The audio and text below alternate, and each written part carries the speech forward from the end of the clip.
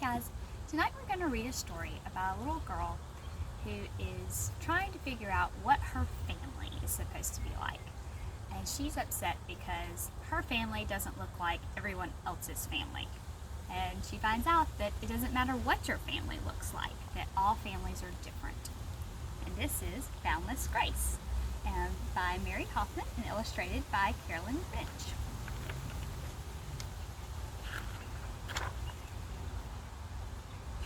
Boundless Grace. Grace lived with her ma and her nana and a cat called Pawpaw. Next to her family, what Grace liked best was stories.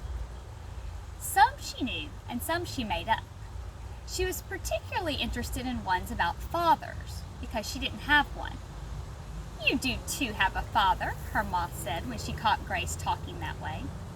"I must have told you 100 times about how we split up and how your papa went back to Africa.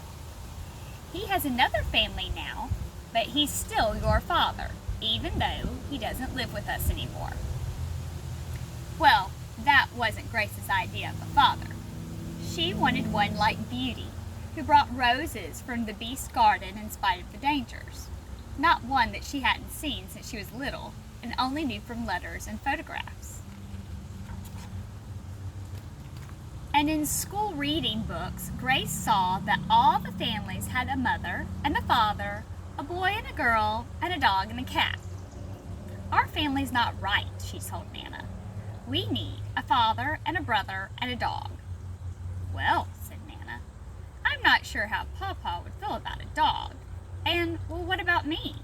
Are there any Nanas in your school books?" Grace shook her head. "Do I have to go then?" asked Nana. "Of course not," Grace said, hugging her. Nana hugged her back. "A family with you is a real family," she said. "Families are what you make them." Then one day, when Grace got home from school, she saw a letter on the table with a crocodile stamp on it. Grace knew it must be from Papa, but it wasn't Christmas or her birthday. "Guess what?" Ma said. "Your Papa sent the money for 2 tickets to visit him in Africa for spring vacation. Nana says she'll go with you if you want. What do you say?" But Grace was speechless. She had made up so many fathers for herself, she had forgotten what a real one was like.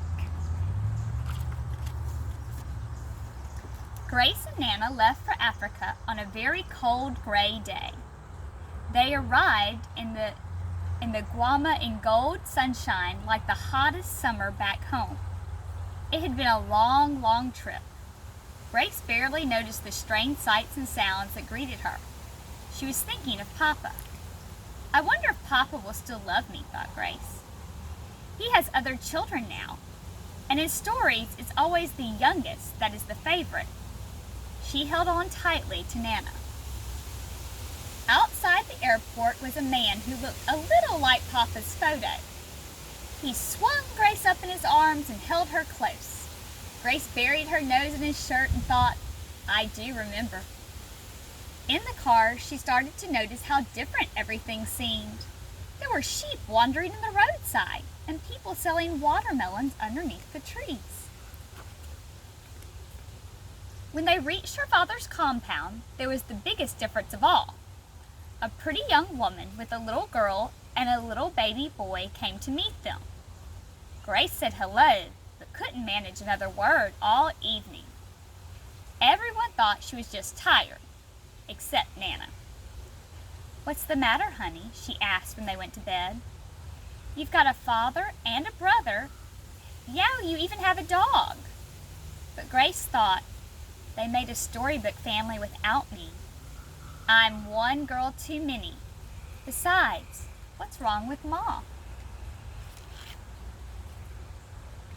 The next day, Grace started to get to know Neha and Barkney. The children thought it was wonderful to have a big sister all the way from America, and Grace couldn't help liking them too. But she had to feel cross with someone. Grace knew lots of stories about wicked stepmothers: Cinderella, Snow White, Hansel and Gretel. So she decided to be cross with Jatu. I won't clean the house for her, thought Grace, and I won't eat anything she cooks, and I won't let her take me into the forest. Jatu made a big dish of savory bacham for lunch, but Grace wouldn't eat any. I'm not hungry, she said. She's probably just getting over the long flight, thought Jatu. When Pa got home from work, he found Grace in the backyard. He sat down beside her under the big old jackfruit tree. This is where my grandma used to tell me stories when I was a little boy, he said. Nana tells me stories too, said Grace. Did she ever tell you the one about how your ma and I came to split up? Asked Papa. I know that one, said Grace, but I don't want to hear it right now. She covered up her ears. Papa hugged her. Would you like me to tell you the one about the papa who loved his little girl so much he saved up all his money to bring her to visit him? Yes, I'd like to hear that one, said Grace. Okay, but if I tell you that story, will you promise to try and be nice to Jatu? You're both very important to me, said Papa. Grace thought about it. I'll try, she said. The next day they went to the market. It was much more exciting than shopping at home. Even the money had crocodiles on it. Lots of the women carried their shopping on their heads. It's right here. Oh, there's another one. Then they went to a stall that was much like stepping inside of a rainbow. There was cloth with crocodiles and elephants on it, and cloth with patterns made with pebbles and shells, and so many colors. We can choose cloth for Grace's first African dress, said Papa. Grace and Nana spent a long time choosing. No one was in a hurry. The days of Grace's visit flew by. She played in the ocean with her brother and sister and told them bedtime stories every night. She told them all the stories she knew, Beauty and the Beast, Rapunzel, Rumpelstiltskin. It was amazing how many stories were about fathers who gave their daughters away. But she didn't tell them any about wicked stepmothers. Sometimes Ma called from home and her voice made Grace feel homesick. I feel like gum stretched all over in a thin bubble, she told Nana. As if I wasn't enough of me to go around. I can't manage 2 families. What if I burst? Seems to me there's enough of you, Grace, said Nana. Plenty to go around. And remember, families are what you make of them. Soon it was their last evening, and there was a big farewell party at the compound. Grace and Nana wore their African clothes, and Grace ate twice as much bacham as everyone else. Now you really might burst, said Nana. It's like they're having a dance party. On their last morning, Papa took Grace to see some real crocodiles. This is a special holy place, he said. The crocodiles are so tame you can stroke them. Not like the one in Peter Pan, said Grace. No, these are so special that you can make a wish on them, said Papa. Grace closed her eyes and made a wish, but she wouldn't say what it was. Later at the compound, Grace asked Nana, why aren't there any stories about families like mine that don't live together? Well, at least you stop thinking that your family's wrong, said Nana. Now, until we get back home and find some books about families like yours, you'll just have to make up stories of your own. I'll do that, said Grace. And when we're home again, I'll write it down and send one to Jatu to read to Niha and Barky. The whole family came to see them off at the airport.